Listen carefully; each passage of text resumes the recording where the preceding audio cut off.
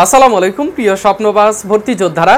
আর কিছুদিন পরে তোমাদের দ্বারা জগন্নাথ বিশ্ববিদ্যালয় ছোট্ট ক্যাম্পাসটি মুখরিত হবে আর অল্প কিছুদিনের মধ্যে। সেই প্রত্যাশাই করছি যে তোমরা কবে ক্যাম্পাসে আসবে। কিন্তু এর মধ্যেই একটা ঝামেলা পাকিয়ে দিয়েছে জগন্নাথ বিশ্ববিদ্যালয় প্রশাসন। সেটা কি? সেটা হচ্ছে তোমাদের এই জগন্নাথ বিশ্ববিদ্যালয়ের ব্যবহারিক পরীক্ষা। ব্যবহারিক পরীক্ষাটা হবে এই বি ইউনিট এবং ডি ইউনিটের। এই বিষয়ে আমি তোমাদের ছোট্ট করে একটা ভিডিওতে বলার চেষ্টা করেছিলাম। তো তারপরে দেখা যাচ্ছে তোমাদের অনেক অনেক অনেক বেশি প্রশ্ন, তাই ভাবলাম কি যে সম্পূর্ণ বিষয় ব্যবহারিক পরীক্ষার যা যা আছে তোমরা বি এবং ডি ইউনিটের সবার জন্য এই ভিডিওটা ইম্পর্টেন্ট। কারণ তোমাদের যদি একটা সাবজেক্টও না আসে, তুমি চাইলেই ব্যবহারিক পরীক্ষার মধ্য দিয়ে তুমি বি এবং ডি ইউনিটে একটা সিট তুমি দখল করে নিতে পারো। ঠিক আছে? আচ্ছা দেখো, এখানে আমি কিন্তু বলেছি যে এই যে তোমাদের যেই সাবজেক্ট, তিনটা সাবজেক্ট রয়েছে, তিনটা সাবজেক্টের উপরে যে ভর্তি পরীক্ষা হবে অর্থাৎ ব্যবহারিক পরীক্ষাটা হবে, সেই পরীক্ষার কতগুলো আসন রয়েছে সেগুলো কিন্তু আমি আগের ভিডিওগুলোতে বলে দিয়েছি। তোমরা সার্কুলার অথবা আসন সংখ্যাতে যদি দেখো, আসন সংখ্যা নামক যে ভিডিওগুলো রয়েছে সেখানে গেলে তোমরা আসন সংখ্যা পেয়ে যাবে। যাই হোক, তো এই যে বিষয়গুলো রয়েছে, আবেদনের সময়, পরীক্ষার নম্বর, পাস মার্ক, তারপরে ফি, মেধা তালিকা কিভাবে তৈরি হবে, পরীক্ষার সময়, এবং সর্বশেষ আমরা দেখব হচ্ছে সিলেবাসটা, যে সিলেবাসের মধ্যে কি কি রয়েছে, কিভাবে পড়তে হবে, কোন ধরনের পরীক্ষা হবে। ঠিক আছে? এগুলো নিয়ে আরও কথা হবে। আচ্ছা, প্রথমে আমরা দেখি, আজকে আমি ভিডিও করছি, আজকে হচ্ছে 22 তারিখ, আজকে 22শে এপ্রিল। তোমাদের এই যে ফি জমা দেওয়ার সময় নির্ধারণ করেছে 20 তারিখ থেকে 25 তারিখ। কিভাবে ফি জমা দিবে সেটা আমি ভিডিওর শেষে যে লিঙ্কটা থাকবে সেখানে গেলেই তোমরা পাবে। আচ্ছা, কিভাবে তোমরা জমা দিবে, কত টাকা জমা দিবে সেটা এখানে বলে দেওয়া হয়েছে যে ফি জমা দিতে হবে বি ইউনিটের জন্য 2টি সাবজেক্ট, বি ইউনিটের জন্য 2টি সাবজেক্টের জন্য 800 টাকা, আর ডি ইউনিটের একটি সাবজেক্টের জন্য 400 টাকা। ঠিক আছে?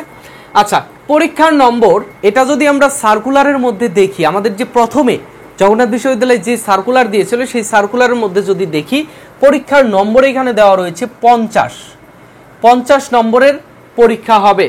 এই যে ব্যবহারিক পরীক্ষাটা হবে 50 নম্বরের, এবং 50 নম্বরটা কিভাবে হবে আমি বলছি, সিলেবাসের মধ্যে আলোচনা করব।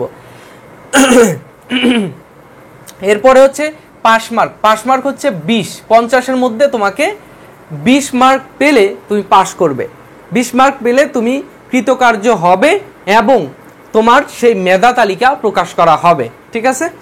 আচ্ছা, এরপরে ফি তো বললাম যে বি ইউনিটে 800 টাকা, 2টি সাবজেক্টের জন্য 400 400 800। 2টি সাবজেক্ট কি কি? এখানে রয়েছে মিউজিক অ্যান্ড হচ্ছে থিয়েটার, মিউজিক আর থিয়েটার। আর ডি ইউনিটে রয়েছে film and television, film and television. ঠিক আছে? এই যে 3টা সাবজেক্ট, বি ইউনিটে 2টা আর হচ্ছে ডি ইউনিটে একটা সাবজেক্ট, এগুলোর জন্য তোমার এখানে ফি দিতে হবে 800 আর 400। যারা 2 ইউনিটেই দিচ্ছ তাদের তো 1200 টাকা লাগছে, আর যাদের শুধু ডি ইউনিটে তারা হচ্ছে 400 টাকা, আর শুধু বি ইউনিটে 800 টাকা। ঠিক আছে? এরপরে হচ্ছে তোমার মেধা তালিকাটা কিভাবে প্রকাশ করা হবে, এই বিষয়ে তোমাদের অনেক বেশি প্রশ্ন, যে মেধা তালিকা কিভাবে প্রকাশ করা হবে। বর্তমান তো একটা মেধা তালিকা দেওয়া হয়েছে, আমারও প্রশ্ন ছিল প্রথমে, মেধা তালিকা একটা দেওয়া হয়েছে, আবার কি মেধা তালিকা দেওয়া হবে? হ্যাঁ, আবার মেধা তালিকা দেওয়া হবে। যারা এই ইউনিটগুলোতে পরীক্ষা দিবে, এই যে বি এবং ডি ইউনিটের এই সাবজেক্টগুলোতে ব্যবহারিক পরীক্ষা দিবে আলাদাভাবে, তাদের তো একটা মেধা তালিকা দেওয়াই রয়েছে, একটা মেধা তালিকা তাদের দেওয়াই রয়েছে। এই ব্যবহারিক পরীক্ষার জন্য আরেকটা মেধা তালিকা দেওয়া হবে। কিসের উপর ভিত্তি করে? আচ্ছা, প্রথমে আমরা দেখি যে আমরা যে আগের পরীক্ষাগুলো দিলাম সেই পরীক্ষায় কিন্তু আমাদের এমসিকিউ প্লাস রিটেন এর উপরে মেধা তালিকা দেওয়া হয়েছে, এমসিকিউ এবং রিটেনের উপরে। আর এইখানে দেওয়া হবে এমসিকিউ, রিটেন আর হচ্ছে তোমার প্র্যাকটিক্যাল। আর কি? প্র্যাকটিক্যাল, এমসিকিউ, রিটেন আর হচ্ছে প্র্যাকটিক্যাল। আমার কথাগুলো শুনো, এখানে লেখা ছোট করে লিখেছি। যাই হোক, যে আগের মেধা তালিকা তো কিভাবে প্রকাশ করা হয়েছে তোমরা জানো, যে এমসিকিউ রিটেন, আর হচ্ছে তোমার জিপিএ, ঠিক আছে, আর হচ্ছে জিপিএ, এই যে জিপিএ এমসিকিউ রিটেন দিয়ে। আর এখনকার মেধা তালিকা প্রকাশ করা হবে এমসিকিউ রিটেন আর হচ্ছে প্র্যাকটিক্যাল মার্ক দিয়ে। এটা হচ্ছে আলাদাভাবে এই 3টা সাবজেক্টের জন্য, বি ইউনিটে 2টা সাবজেক্টের জন্য আলাদা মেধা তালিকা দিবে, আর এই ডি ইউনিটে একটা সাবজেক্টের জন্য আলাদা মেধা তালিকা দিবে। যারা ব্যবহারিক পরীক্ষায় আবেদন করবে অর্থাৎ ফি জমা দিবে তারাই শুধু এইখানে এই মেধা তালিকার মধ্যে থাকবে। বুঝছো বিষয়টা? আচ্ছা, গত একটা ভিডিওতে আমি বলেছি যে যারা এই ব্যবহারিক পরীক্ষার জন্য ফি জমা দিবে না, আবেদন করবে না, তারা যে মেধা তালিকার মধ্যে রয়েছে, বর্তমান মেধা তালিকার মধ্যে রয়েছে, অর্থাৎ তোমাদের একটা লিস্ট দিয়েছে, ওয়েটিং লিস্ট দিয়েছে, অথবা যারা যারা চান্স পেয়েছো নিশ্চিত ওই সংখ্যক সিটের মধ্যে তোমাদের সিরিয়াল রয়েছে, তারা তো নিশ্চিত চান্স পেয়েছো। আর যারা ওয়েটিং লিস্টে রয়েছে তাদের তো আলাদা একটা মেধা তালিকা রয়েছে। এরা যদি এখানে আবেদন নাও করে তাদের ওই মেধা তালিকাটা বলবৎ থাকবে, ঠিক আছে? আচ্ছা আচ্ছা, এখানে গেল হচ্ছে মেধা তালিকা। আমাদের রিটেন এমসিকিউ এবং ব্যবহারিক পরীক্ষার সমন্বয়ে একটা মেধা তালিকা দেওয়া হবে শুধু বি ইউনিটে এই 2টা সাবজেক্টের জন্য, ডি ইউনিটে এই একটা সাবজেক্টের জন্য, ঠিক আছে? আচ্ছা, এরপরে হচ্ছে পরীক্ষার সময়। পরীক্ষাটা কোন তারিখে হবে, এখানে সময় বলতে তারিখ বোঝানো হয়েছে এবং হচ্ছে পরীক্ষা কত মিনিটের হবে, তারিখ এবং হচ্ছে পরীক্ষার সময়, ঠিক আছে?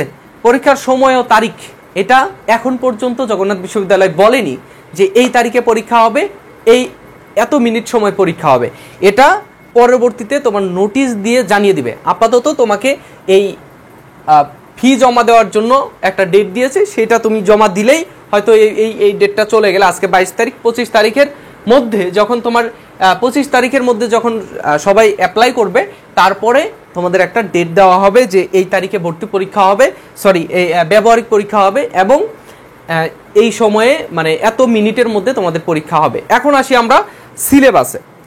আশা করছি এটুকু বুঝতে পেরেছো। যদি বুঝতে না পারো কমেন্টে বলবে, অথবা ডেসক্রিপশন বক্সে আমাদের ফেসবুক গ্রুপ আছে। দেখো, তোমাদের আবারও বলে দেই যে ডেসক্রিপশন বক্সে যে ফেসবুক গ্রুপ রয়েছে এখানে সবাই জয়েন করো এবং তোমাদের যত প্রশ্ন আছে এই গ্রুপে পোস্ট করো। আমাকে অযথা হোয়াটসঅ্যাপে মেসেজ দেওয়ার দরকার নেই। তোমরা একটা সমস্যা হয়ে গেছে ভাই, যে তোমরা এই যে হোয়াটসঅ্যাপ নাম্বারটা পেয়েছো, এটা আমার পার্সোনাল নাম্বার দিয়ে কি আমি ভুল করে ফেললাম? বারবার তোমরা ফোন দিচ্ছ। আমার কি ব্যক্তিগত জীবন নেই? আমি একটা মনে করো ক্লাসে, আমার নিজের তো ক্লাস আছে, আমি একজন স্টুডেন্ট, আমি জগন্নাথে অনার্স করতেছি। তো এইখানে আমি ক্লাসে ঢুকলেও তোমরা ফোন দিয়ে দাও। আমি মনে করো যে এটা আমার এক ধরনের ভুল হয়েছে, আমার যেটা মনে হচ্ছে। যাই হোক, তো তোমরা প্লিজ কাইন্ডলি তোমরা ফোন দিবে না, তোমরা হোয়াটসঅ্যাপেও নক করার দরকার নেই, তোমরা ফেসবুক পেজের ইনবক্স করবে এবং তোমরা এই যে ফেসবুকে যে গ্রুপ রয়েছে সেখানে তোমরা পোস্ট করে দাও।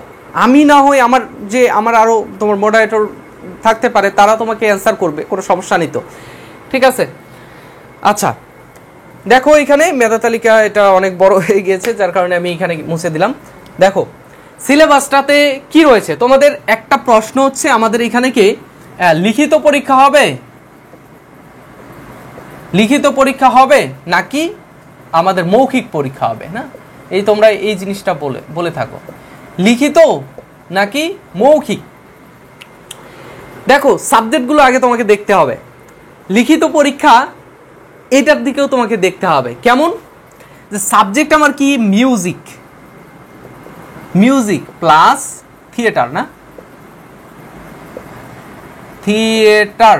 আমি আগে, যাই হোক, দেখো এই যে সঙ্গীত নাট্যকলা, এই দুটাতে লিখিত পরীক্ষা নেওয়ার কি কোনো প্রয়োজন আছে ভাই? আমাকে বলো একটু। এই দুটা সাবজেক্টে লিখিত পরীক্ষা কি হয় না? তোমাকে গান লিখতে দেবে যে তুমি এই লাইনের পরে এই লাইন লিখে একটা গান লিখতে দিবে?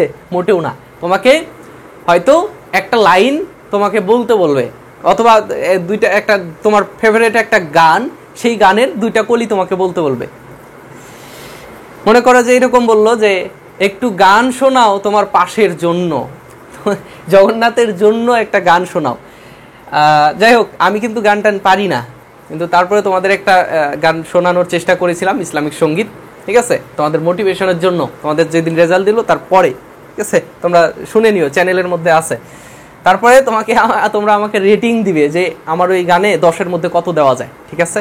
তোমরা এখনই ওই একটু রেজাল্ট দিল, তার কিছুদিন পরেই আমি একটা গান তোমাদের শুনিয়েছিলাম, সেই গানটা শুনে আসতে পারো যারা আমার শুভাকাঙ্ক্ষী রয়েছে।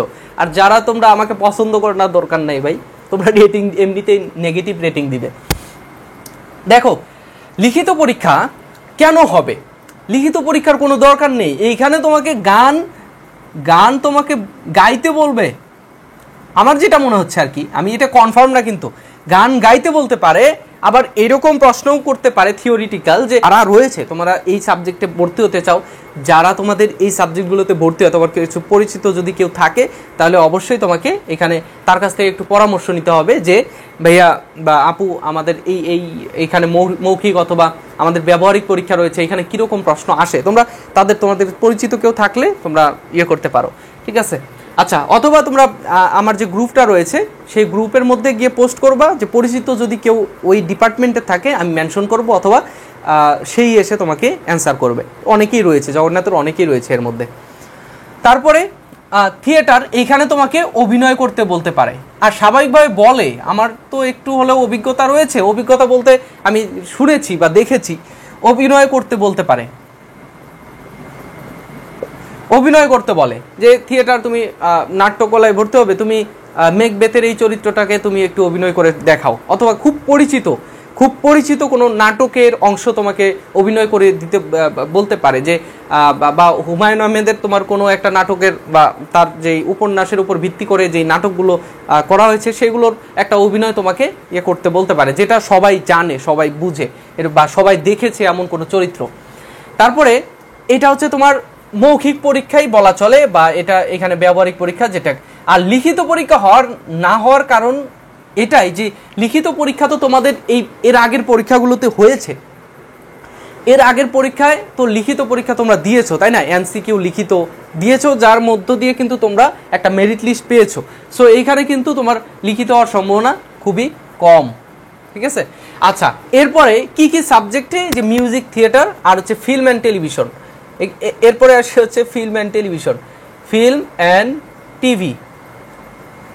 এখানে হয়তো তোমাকে উপস্থাপন করতে বলতে পারে, এখানেও একই অবস্থা মৌখিক পরীক্ষার মতো, এখানে কোনো হয়তো উপস্থাপন করতে বলতে পারে, ঠিক আছে? আবার তোমাকে বাংলাদেশের ফিল্ম ইন্ডাস্ট্রিতে কেমন কেমন উদ্ভাবন হয়েছে, কত সালে প্রতিষ্ঠিত হয়েছে, এই প্রতিষ্ঠানটা কত সালে প্রতিষ্ঠিত হয়েছে, এটা কোথায় অবস্থিত, এখানকার প্রতিষ্ঠাতাকে। তো এই যে ফিল্ম সম্পর্কিত, বাংলাদেশের চলচ্চিত্র সম্পর্কিত যা কিছু আছে সব কিছুই তোমাকে একটু জানতে হবে, এমসিকিউ হোক অথবা তোমার এখানে এমসিকিউ, তোমার এখানে মৌখিক পরীক্ষাটাই হওয়া স্বাভাবিক, লিখিত পরীক্ষা হবে না স্বাভাবিকভাবে। আমি এটাকে আমি বলবো আজকে যে লিখিত পরীক্ষা হবে না, স্বাভাবিকভাবে না হওয়ার কথা, কারণ যে লিস্ট তোমাদের দিয়েছে, মেরিট লিস্ট দিয়েছে, সেখানে কিন্তু লিখিতর মধ্য দিয়ে তোমাকে দিয়েছে, ঠিক আছে? তো এই হচ্ছে তোমাদের আলোচনা, যে সিলেবাস কিভাবে কি। তারপর হচ্ছে তোমার পাস মার্ক কিন্তু 20, মনে রাখো যে 50-এর মধ্যে 20 পেলেই তুমি পাস করতে পারবে। তারপরে তোমাকে মেরিট লিস্ট দেওয়া হবে কিসের উপর ভিত্তি করে? এই যে 3টা সাবজেক্ট, এই যে বি ইউনিটে 2টা সাবজেক্টের উপরে আলাদা করে মেরিট লিস্ট দিবে, এবং ডি ইউনিটে একটি সাবজেক্টের জন্য আলাদা করে মেরিট লিস্ট দিবে। বুঝতে পারছো বিষয়টা? যাই হোক, তো আজকে এই পর্যন্তই। নেক্সট ডে তোমাদের এই যদি আমি কোনো আপডেট পাই, আপডেট বলতে এই যে তোমাদের পরবর্তীতে সার্কুলার দিবে হয়তোবা, যে ব্যবহারিক পরীক্ষার নির্দিষ্ট সময় এবং পরীক্ষা পদ্ধতি তোমাদের জানিয়ে দেবে। আপাতত আমি একটু টাচ দিলাম, নেক্সটে তোমাদের আরও বিস্তারিত তোমাদের আমি জানানোর চেষ্টা করব। নেক্সটে তোমাদের সাথে আরও ভালোভাবে কানেক্টেড হব ইনশাল্লাহ। তোমরা অপেক্ষা করছো যে কবে জগন্নাথ বিশ্ববিদ্যালয়ে আসবে। ইনশাল্লাহ ভর্তি শুরু হলেই যারা নিশ্চিত চান্স পেয়েছো তারা তো পাবেই, তারা আসবে ইনশাল্লাহ, তোমাদের সাথে মুলাকাত হবে, কথাবার্তা হবে, ঘোরাফেরা হবে সুন্দর এই ছোট্ট ক্যাম্পাসটিতে। অনেক বেশি ছবি তুলবো আমরা, ঠিক আছে? তো দেখা হচ্ছে নেক্সটে। সে পর্যন্ত ভালো থেকো, সুস্থ থেকো, এবং আপডেটগুলো পেতে চ্যানেল সাবস্ক্রাইব করে বেল আইকনটি অন করে রাখবে। কারণ কি, যে আমি তো তোমাদের সবসময় আপডেট দেওয়ার চেষ্টা করছি, একটা আপডেট আমি দেওয়ার সাথে সাথে যেন তুমি পেয়ে যাও। আর দেখা যায় যে একটা আপডেট তোমার না জানার কারণে ডেট ফুরিয়ে যায়, সময় শেষ হয়ে যায়, কিন্তু সেই কাজটা তার করা হয় না। অনেকের দেখা যায় আবেদনের ডেট শেষ হয়ে গিয়েছে, আমি তোমার আপডেট জানিয়েছি, তারপরে অনেকেই এখানে উদাসীন, ঠিক আছে? তো চ্যানেলটা সাবস্ক্রাইব করবে এবং বেল আইকনটি অন করবে, ঠিক আছে? আর বন্ধুদের মাঝে শেয়ার করতে কিন্তু ভুলবে না। জুনিয়র যারা আসবে আগামী বছরে তাদের জন্য কিন্তু আমার অনেক বেশি কিছু রয়েছে। তোমাদের হয়তো খুব বেশি কিছু দিতে পারি, তাদের জন্য ফ্রিতে অনেক অনেক অনেক কিছু দেব আমি, ঠিক আছে? তো পরিচিত অপরিচিত জুনিয়র কলেজের এলাকার যত জুনিয়র আছে আমার কথা জানাবে, জগন্নাথে আসতে তুমি সাহায্য করবে, ঠিক আছে?